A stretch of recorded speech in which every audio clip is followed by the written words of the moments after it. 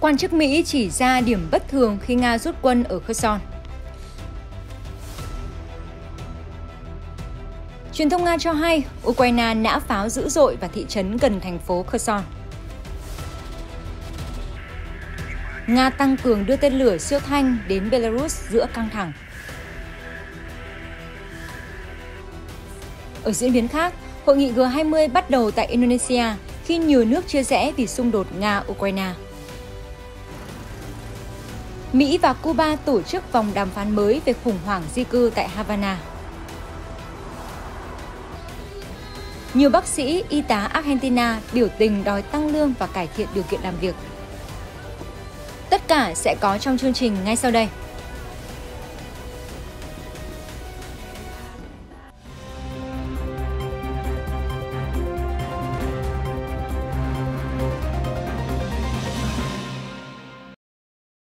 Chào mừng quý vị đến với chương trình tin nóng. Mở đầu chương trình là một số diễn biến đáng chú ý trên chiến trường Ukraine. Theo Reuters, một vị quan chức Mỹ nói gì về hành động rút quân của Nga ở Kherson và Tổng thống Ukraine tuyên bố ra sao về các cơ sở hạ tầng quan trọng ở Kherson. Mời quý vị theo dõi chương trình để tìm hiểu. Reuters ngày 14 tháng 11 dẫn lời một vị quan chức Mỹ nhận định cuộc rút quân của Nga ở thành phố Kherson của Ukraine đã diễn ra tương đối trật tự. Điều này trái ngược với một số cuộc rút lui hỗn loạn trước đó. Hiện phía Nga chưa đưa ra bình luận về tuyên bố này. Trong khi đó, Tổng thống Ukraine Volodymyr Zelensky hôm 14 tháng 11 tuyên bố tất cả các cơ sở hạ tầng quan trọng ở thành phố đã bị phá hủy khi Nga kiểm soát khu vực. Không điện, không hệ thống liên lạc, không Internet, không truyền hình. Quân đội Nga đã cố tình phá hủy mọi thứ. Họ đã phá hủy hoàn toàn tất cả cơ sở hạ tầng quan trọng. Tất cả cơ sở quan trọng của thành phố đều đã bị đặt mìn, đài CNN dẫn lời ông Zelensky cho biết trong một bài phát biểu hàng đêm. Nhà lãnh đạo nói thêm, mọi nỗ lực đang được thực hiện để đưa cuộc sống trở lại bình thường ở Kherson. Trước đó vào thứ Hai, các quan chức Ukraine cho biết họ đang làm việc để sửa chữa những cây cầu bị hư hại và khôi phục nguồn điện của Kherson. Bộ Quốc phòng Nga tuần trước thông báo việc điều chuyển các đơn vị quân đội Nga đến tả ngạn sông Dnipro đã hoàn tất. Theo đó, Moscow đã rút lui hàng chục ngàn binh sĩ khỏi thành phố Kherson và điều qua bên kia sông Dnipro tại Ukraine. Moscow khẳng định không gặp thiệt hại nào trong quá trình rút quân. Trong khi đó, hãng thông tấn nhà nước Nga RIA Novosti hôm 14 tháng 11 nói rằng các lực lượng Ukraine đang tiến hành nã pháo dữ dội vào khu vực thị trấn Oksky ở Kherson. Theo CNN, Oksky nằm bên bờ sông của sông Dnipro, cách thành phố Kherson 8 km. Một phóng viên của RIA Novosti có mặt tại hiện trường báo cáo rằng nhiều tiếng nổ đã được ghi nhận tại thị trấn, bao gồm âm thanh bắn ra từ một khẩu súng máy cỡ nòng lớn. Họ đang tấn công liên tục cả ngày lẫn đêm. Khu rừng ngoại ô đang bốc cháy, một nhân viên trạm xăng nói với RIA Novosti. Theo cơ quan này, mạng di động không hoạt động trong thị trấn, trong khi các cửa hàng và chợ đóng cửa. Một người phát ngôn của cơ quan quản lý khu vực Odessa, Serhiy Brachuk cho biết đã có các cuộc tấn công nhằm vào các cơ sở quân sự của Nga vào Hola Pristan và Honostaivka, hai thị trấn ven sông đối diện với thành phố Kherson. Vị quan chức thông báo đã có thương vong.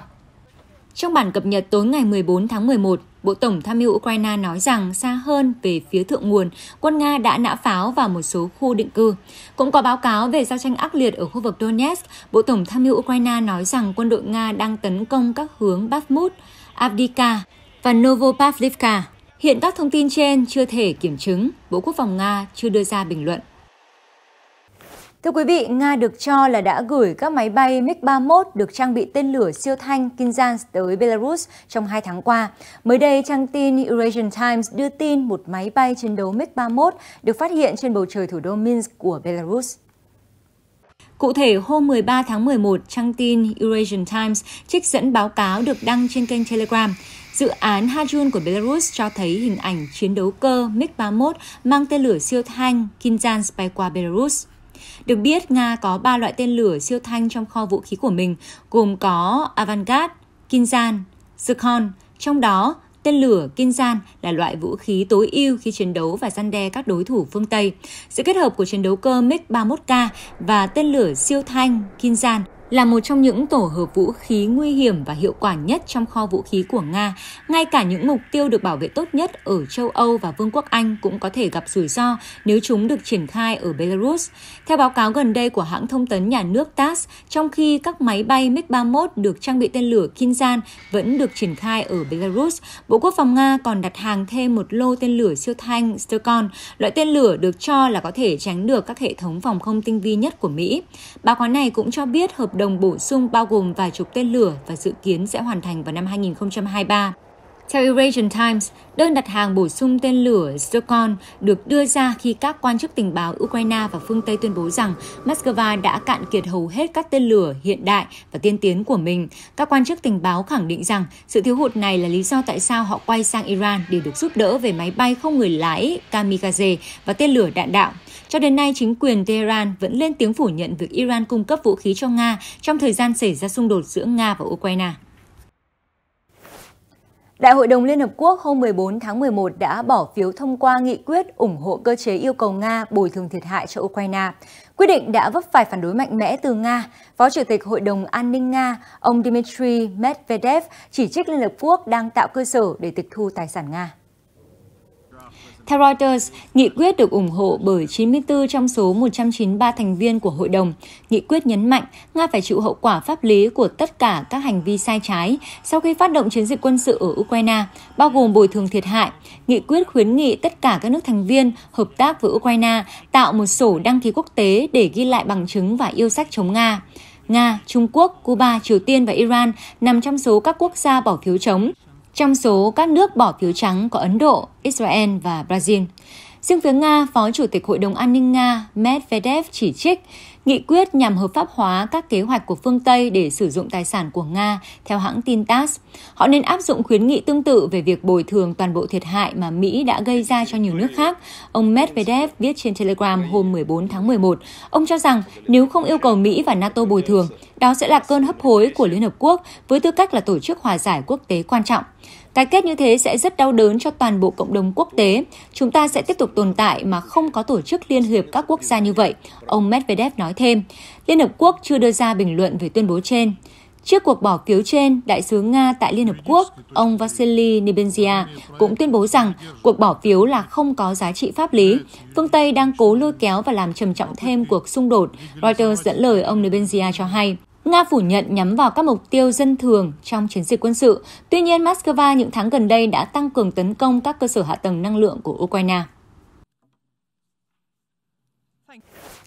Các nhà lãnh đạo của nhóm 20 nền kinh tế phát triển và mới nổi đã có mặt tại Bali, Indonesia hôm 15 tháng 11, tham dự hội nghị cấp cao thường niên của nhóm. Sự kiện diễn ra giữa lúc kinh tế toàn cầu đối mặt với nhiều thách thức.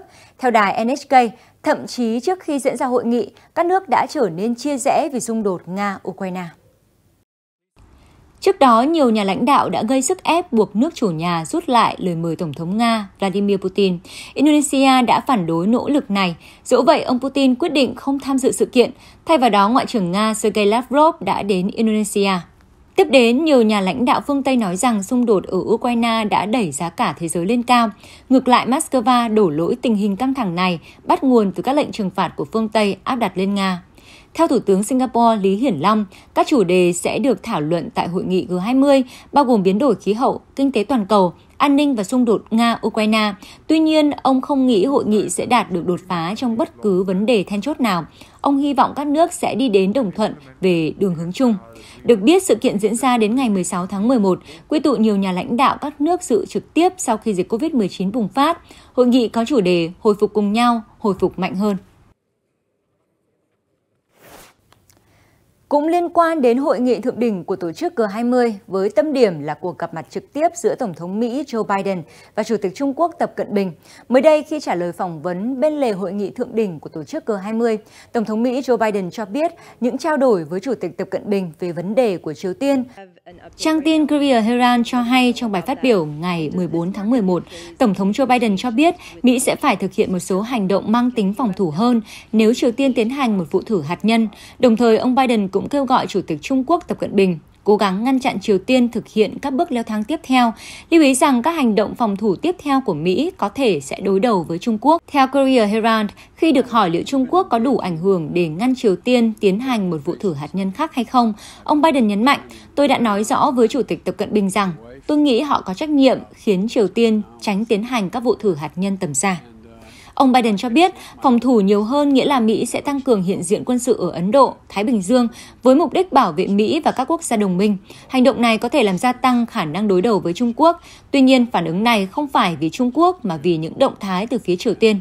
Ông Biden cũng bày tỏ lo ngại sẽ có sự hiểu lầm với ý định và hành động của Mỹ. Được biết, sau một loạt các vụ thử tên lửa gần đây của Triều Tiên, Hàn Quốc và Mỹ cho rằng quốc gia này dường như đã hoàn tất quá trình chuẩn bị và sẵn sàng cho vụ thử hạt nhân lần thứ 7. Chuyển sang tình hình các khu vực khác, Reuters đưa tin Cuba và Mỹ hôm nay 15 tháng 11 sẽ tổ chức một vòng đàm phán các vấn đề về di cư tại Havana. Hai nước đang vật lộn với cuộc khủng hoảng di cư khi số người Cuba nhập cư vào Mỹ tăng kỷ lục. Theo Reuters, hai nước đã nối lại các cuộc đàm phán về di cư vào tháng 4 năm nay, nhưng đó cũng chính là cuộc đối thoại đầu tiên trong 4 năm sau thời gian gián đoạn dưới thời cựu Tổng thống Mỹ Donald Trump. Chính quyền Tổng thống Joe Biden năm nay tuyên bố sẽ khởi động quy trình xử lý thị thực nhập cư đầy đủ tại Havana. Thứ trưởng Ngoại giao Cuba, ông Carlos Fernandez de Cosio, nói với Reuters các động thái trên sẽ ngăn cản làn sóng di cư bất hợp pháp từ Cuba. Tuy nhiên, ông nói như thế vẫn chưa đủ. Ngoại trưởng cho biết các cuộc đối thoại hôm nay sẽ góp phần giải quyết một số vấn đề còn tồn đọng, bao gồm chính sách di cư của Mỹ, vốn có lợi cho người Cuba thay vì các quốc tịch khác. Trong năm tài chính 2022, đã có 220.000 người Cuba đã bị bắt tại biên giới Hoa Kỳ-Mexico, một con số kỷ lục theo Reuters.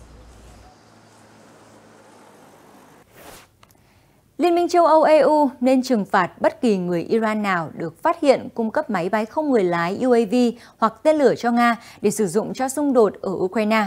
Thụy Điển hôm 14 tháng 11 còn nhấn mạnh Tehran cũng nên bị trừng phạt vì đàn áp người biểu tình, hãng tin Reuters cho hay. Nói với Reuters trong một cuộc phỏng vấn, Ngoại trưởng Thụy Điển Tobias Billström phát biểu, nếu chúng ta tìm được thủ phạm, chắc chắn sẽ có các biện pháp trừng phạt. Những kẻ giúp đỡ Nga trong giao tranh Ukraine có thể phải bị trừng phạt bằng cách này hay cách khác. Các nước EU đã đồng ý đóng băng tài sản của 3 cá nhân và một thực thể chịu trách nhiệm chuyển giao UAV. Các bộ trưởng EU cũng đã áp đặt các biện pháp trừng phạt đối với các cá nhân và tổ chức của Iran vào ngày 14 tháng 11 với cáo buộc sử dụng vũ lực chống lại người biểu tình ôn hòa.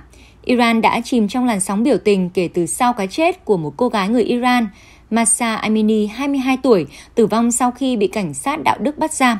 Tehran chỉ trích các thế lực nước ngoài đã tạo ra tình trạng bất ổn này. Trước đó, Tổng thống Pháp Emmanuel Macron nói rằng các cuộc đàn áp người biểu tình ở Iran đã gây cản trở việc khôi phục thỏa thuận hạt nhân Iran năm 2015. Các bác sĩ và y tá hôm 14 tháng 11 đã tuần hành trên đường phố thủ đô Buenos Aires của Argentina, yêu cầu tăng lương và cải thiện điều kiện làm việc. Biểu tình diễn ra trong bối cảnh lạm phát của quốc gia Nam Mỹ dự kiến sẽ tăng 100% trong năm nay. Mặc áo khoác trắng, cầm nến và đuốc, các y tá và bác sĩ từ thủ đô của Argentina đã phản đối điều kiện lao động tồi tệ và tình trạng lương thấp trong lĩnh vực chăm sóc sức khỏe. Ernesto Abesian, một bác sĩ nội trú tham gia cuộc biểu tình, cho biết tiền thuê nhà có thể lên tới 70.000 peso, tức là khoảng 432 đô la ở thủ đô, trong khi một chuyên gia như anh kiếm được 115.000 peso, khoảng 710 đô la mỗi tháng. Cuộc tuần hành diễn ra gần 3 tuần sau khi các nhân viên y tế bắt đầu nỗ lực đòi mức lương tối thiểu là 200.000 peso, khoảng 1.236 đô la, cùng với những yêu cầu khác nhằm cải thiện điều kiện làm việc của họ. Thưa quý vị, triển lãm hàng không quốc tế năm 2022 tại Trung Quốc đang thu hút sự chú ý của giới truyền thông bởi sự xuất hiện của nhiều sản phẩm vừa mang tính khả dụng lại vừa tiết kiệm. Ngay đối với tên lửa, các nhà khoa học cũng đang hướng đến mục tiêu như vậy. Theo Reuters, Long March 9 là loại tên lửa phòng không siêu nặng có thể tái sử dụng. Được phát triển bởi Tổng công ty Khoa học và Công nghệ Hàng không Vũ trụ Trung Quốc, Long March 9 có kết cấu 3 tầng với đường kính phần lõi hơn 10 mét, có thể mang trọng tải 150 tấn vào tầng thấp của quỹ đạo trái đất. Được biết, tổng trọng lượng trạm vũ trụ của Trung Quốc là dưới 100 tấn, do đó trong tương lai, Long March 9 có thể đưa toàn bộ trạm vũ trụ vào quỹ đạo chỉ với một chuyến bay. Ngoài Long March 9, một tên lửa tái sử dụng khác cũng được Deep Blue Aerospace, một công ty hàng không vũ trụ tư nhân tại tỉnh Giang Tô giới thiệu tại sự kiện lần này. Đây là mô hình tên lửa sẽ thực hiện chuyến bay đầu tiên trong tương lai gần, gồm có 2 phần. Phần đầu của tên lửa bao gồm động cơ và vỏ, có thể được tái chế, phần còn lại được gọi là vây lưới giúp tên lửa giảm tốc độ và điều chỉnh hướng bay. Ngoài ra, vây lưới sẽ giúp cho tên lửa trở lại bầu khí quyển và hạ cánh xuống khu vực được chỉ định trên trái đất, tạo điều kiện thuận lợi cho quá trình tái chế, ông Chu cho biết thêm. Thưa quý vị, thông tin vừa rồi cũng đã khép lại phần tin nóng ngày hôm nay. Cảm ơn quý vị đã quan tâm theo dõi. Xin chào và hẹn gặp lại.